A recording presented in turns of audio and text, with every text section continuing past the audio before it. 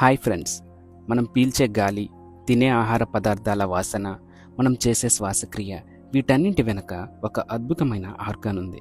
అదే మన ముక్కు. మనం రోజు వేల సార్లు శ్వాస తీసుకుంటాం, కానీ మన ముక్కు లోపల ఎంత పెద్ద సైన్స్ దాగి ఉందో ఎప్పుడైనా ఆలోచించారా? ఈరోజు ఈ వీడియోలో ముక్కు నిర్మాణం అంటే ఎనాటమీ మరియు అది ఎలా పనిచేస్తుంది, ఫిజియాలజీని చాలా సులభంగా తెలుసుకుందాం. ఈ వీడియో చివరి వరకు చూడండి. అసలు ముక్కు లోపల ఏ ఏ భాగాలుంటాయి? ముందుగా నాస్ట్రిల్స్ అంటే నాసిక రంధ్రాలు. మనం గాలిని లోపలికి పీల్చుకునే 2 ద్వారాలనే నాసిక రంధ్రాలు అంటారు. వీటి ద్వారానే గాలి ముక్కు లోపలికి వెళ్తుంది. నాజల్ క్యావిటీ నాసికా కుహరం. లోపల ఉండే పెద్ద ఖాళీ స్థలాన్ని నాసికా కుహరం అంటారు. ఇది గొంతు వరకు కలుపబడి ఉంటుంది. మన ముక్కును 2 సమాన భాగాలుగా విడదీస్తూ మధ్య ఉండే గట్టి భాగాన్ని సెప్టమ్ అంటారు. ఇది మృదులాస్థి అంటే కార్టిలేజ్ మరియు ఎముకలతో తయారై ఉంటుంది. ముక్కు లోపల ఉండే చిన్న చిన్న వెంట్రుకలు, వీటినే సిలియా అంటారు. ఇవి ఒక రకమైన నేచురల్ ఫిల్టర్స్ లాగా పనిచేస్తాయి. ఇప్పుడు ముక్కు అసలు ఎలా పనిచేస్తుందో చూద్దాం.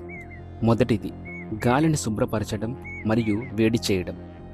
మనం గాలి పీల్చేటప్పుడు గాలిలో ఎన్నో దుమ్ము కణాలు, బ్యాక్టీరియా ఉంటాయి. ఇవి నేరుగా ఊపిరితిత్తులకు వెళ్తే అనారోగ్యం వస్తుంది. అందుకే ముక్కు లోపల ఉండే వెంట్రుకలు అంటే సిలియా మరియు జిగటగా ఉండే శ్లేష్మం అంటే మ్యూకస్ ఈ దుమ్మును ఆపేస్తాయి. అంతేకాదు, బయట చల్లటి గాలి ఉన్నప్పటికీ ముక్కు లోపలికి వెళ్ళేసరికి ఆ గాలిని మన శరీర ఉష్ణోగ్రతకు సమానంగా మారుస్తుంది. దీనివల్ల ఊపిరితిత్తులు సురక్షితంగా ఉంటాయి. మరి మన ముక్కు ఎలాంటి వాసననైనా ఎలా గుర్తిస్తుంది? ముక్కు పైభాగంలో ఆల్ఫాక్టరీ ఎపిథీలియం అనే ప్రత్యేకమైన కణజాలం ఉంటుంది. ఇక్కడ మిలియన్ల కొద్దీ సెన్సిటివ్ రిసెప్టార్స్ ఉంటాయి. మనం ఏదైనా వంటకం వాసన చూసినప్పుడు ఆ పదార్థం నుండి వచ్చే చిన్న చిన్న గాలి అణువులు ముక్కు లోపలికి వెళ్ళి ఈ రిసెప్టర్స్ని తాకుతాయి. వెంటనే ఈ రిసెప్టర్స్ ఎలక్ట్రికల్ సిగ్నల్స్ని తయారు చేసి ఆల్ఫాక్టరీ నెర్వ్స్ ద్వారా నేరుగా మన మెదడుకి పంపిస్తాయి. మెదడు ఆ సిగ్నల్ని విశ్లేషించి ఇది కాఫీ వాసన, ఇది పూల వాసన అని మనకు గుర్తింపునిస్తుంది.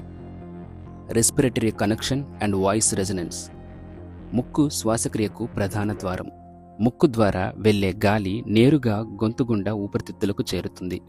అలాగే మనం మాట్లాడేటప్పుడు మన గొంతులోని వోకల్ కార్డ్స్ చేసే శబ్దానికి ఈ నాసిక కుహరం ఒక స్పీకర్లా పనిచేసి చక్కటి ధ్వనిని ఇస్తుంది.